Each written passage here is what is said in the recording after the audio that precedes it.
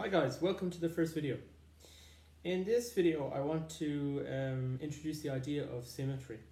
So most people have an innate understanding of what symmetry is, but I guess it can be thought of best as exhibiting some sort of similarity.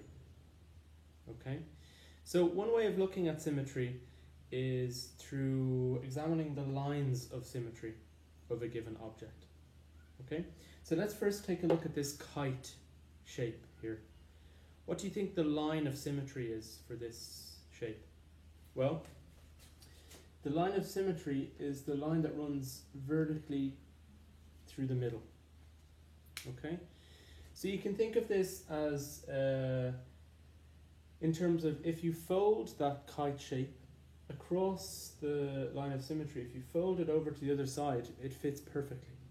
Okay, so you can see that by transforming this shape a little bit, it exhibits some kind of similarity.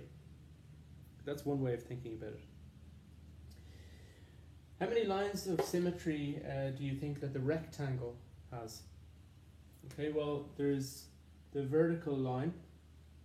Okay, if I fold this rectangle over to the side, it'll fit perfectly.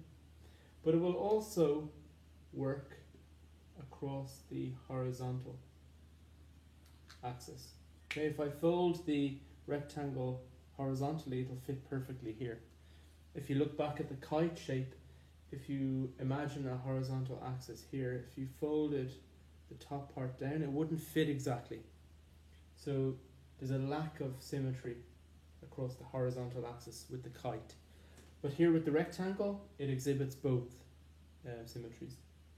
So this has one line of symmetry and this has two.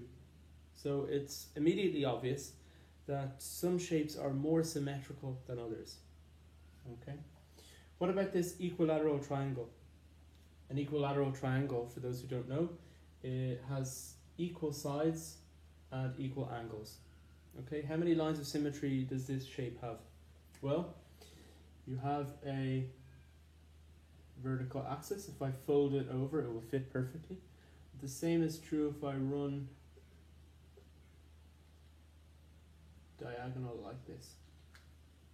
So there are three lines of symmetry attached to the equilateral triangle. Okay, what about the square? The square has a vertical and a horizontal, but it also has two diagonal axes.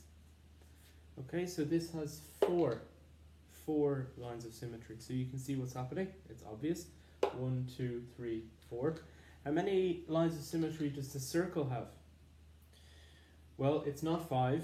The circle has infinite lines of symmetry. Why?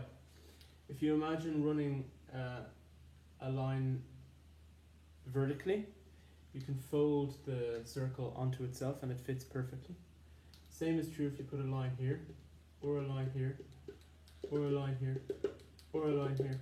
It doesn't matter where you put the line, you can always fold the circle onto itself.